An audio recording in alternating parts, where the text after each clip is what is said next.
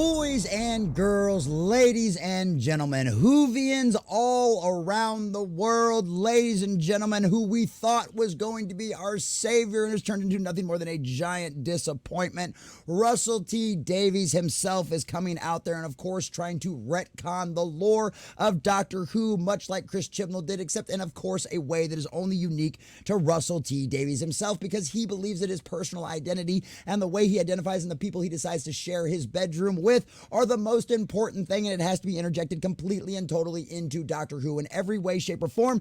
And of course, the absolute rotten and disgusting nature of this is something that is so disturbing on so many different planes, and that's exactly what we're here to talk about, because not only has the newest season of, well, the newest 60th anniversary Doctor Who special that was 3 episodes. It was like a mini season, and all of it was just mostly an abomination, with the exception of one episode in the middle that was kind of okay, but everything else was trash. I mean, other than that, everything's been absolutely fine and wonderful. I mean, the ratings are doing great for Doctor Who. They're just breaking records that have never been seen before. No, none of that's true. It's failing miserably. The ratings have been the lowest we have ever seen, even beyond the Jodie Whittaker era, because of Chris Chibnall and all of that other kind of nonsense he's did. And I was one of those people actually that gave Chris Chibnall and Jodie Whittaker a shot. I think I got maybe like halfway through the first season, or maybe most of the way through the first season. I was bored to tears the entire time. It was just bad, boring writing with nothing interesting and nothing good about it in any way, shape, or form. I was not going to go out there and just flat out say, because they decided to turn the Doctor female,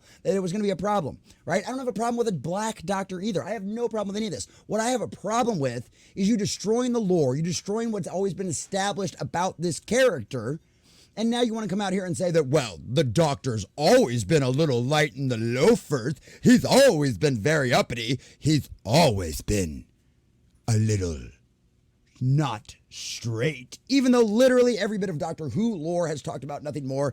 And yes, he had a family. I mean, even in the very first episode of Doctor Who, when it premiered, the Doctor's daughter was right there with him the entire time. We've had Matt Smith's Doctor refer to the fact that he's had children in the past. We've seen stuff like this. We've had David Tennant refer to the lost family that he had. We've seen this happen time and time again. It is repeated over and over again that even though the Doctor is mostly represented as asexual, and outside of getting into a couple of romantic tiffs here and there, because, hey, River Song, you gotta save the universe, you literally is always been represented as mostly an asexual character. He does not try to get into relationships. He tries to generally avoid them. And of course, we can talk about Rose, but even then, he never consummated that in any way, shape, or form. He knew that it could not happen. Well, boys and girls, we've gone from that to at least being neutral on those kind of things to literally nothing more, that Russell T. Davies is now trying to retcon the Doctor into saying that he's always been light in the loafers. So, boys and girls, as you can see here from the quote from over here on Variety, Doctor Who showrunner Russell T. Davies says his doctors weren't exactly the straightest men in the past. Really? Because Tennant was in love with Rose. And so was Eccleston. So explain that one to me there, buddy boy, because both of them were longing for a woman that they knew they couldn't have. Yeah, I don't think that really works. You're talking about someone who does have a lightness and a joy about him to me that chimes with queer energy. So if you're happy and you're positive and you're always trying to save everyone around you, right? That automatically makes you queer now. Notice how they're changing definitions and changing nonsense to retcon into their own beliefs all over again.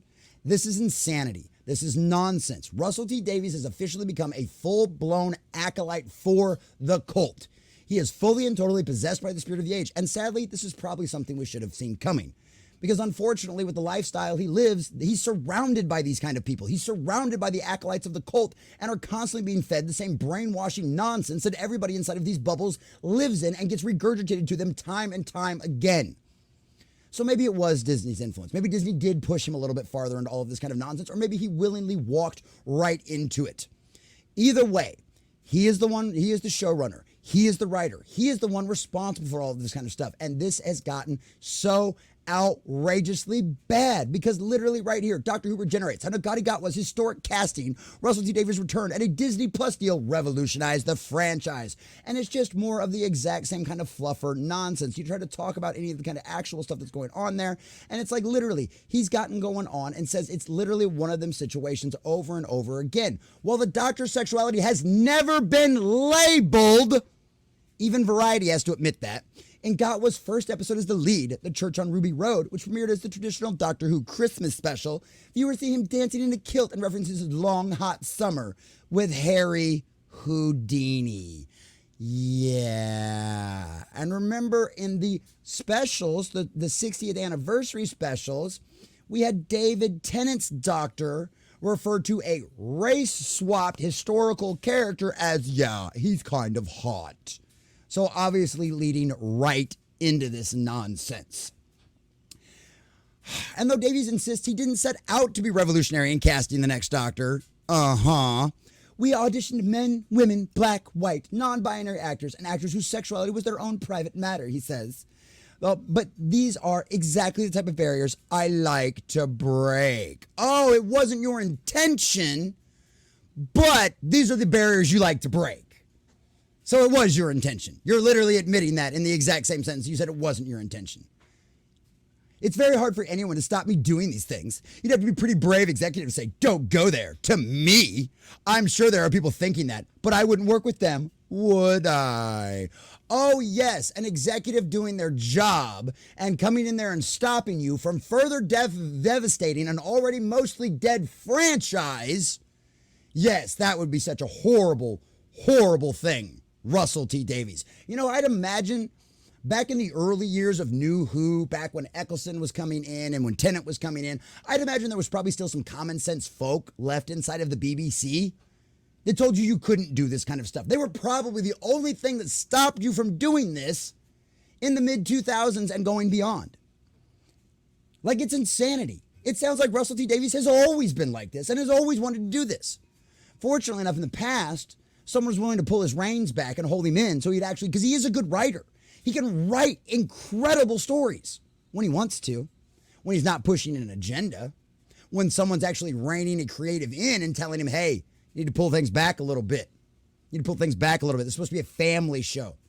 It's supposed to be a show everybody's be able to watch with their kids. We don't need this kind of nonsense in here. We don't need this kind of stuff brought up.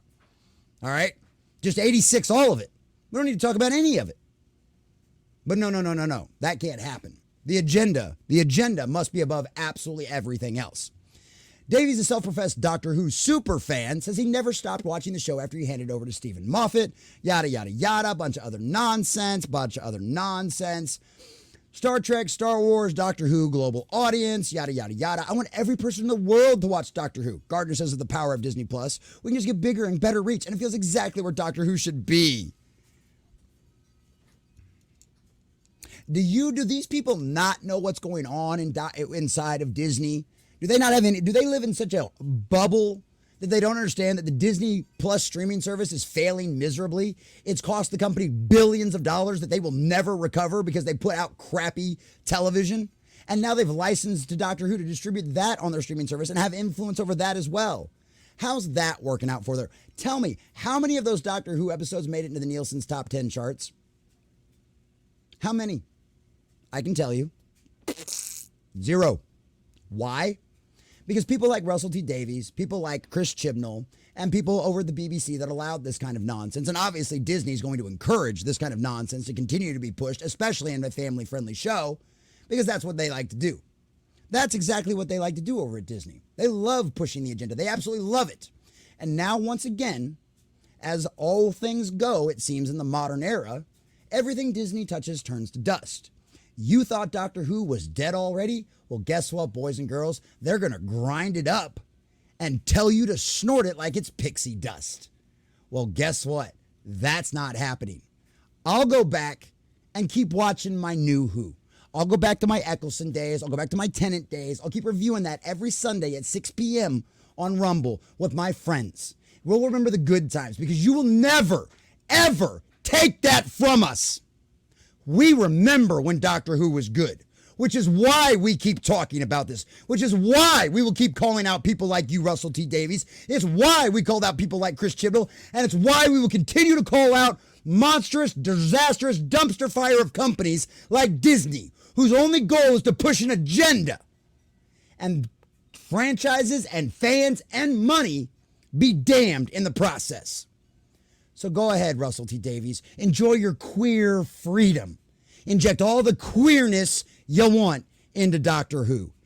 It's yours now. Neo Who is dead. I will go back and enjoy classic Who and new Who because we've got years of entertainment there, and we don't need you, Russell T. Davies, and we sure as hell don't need Disney anymore.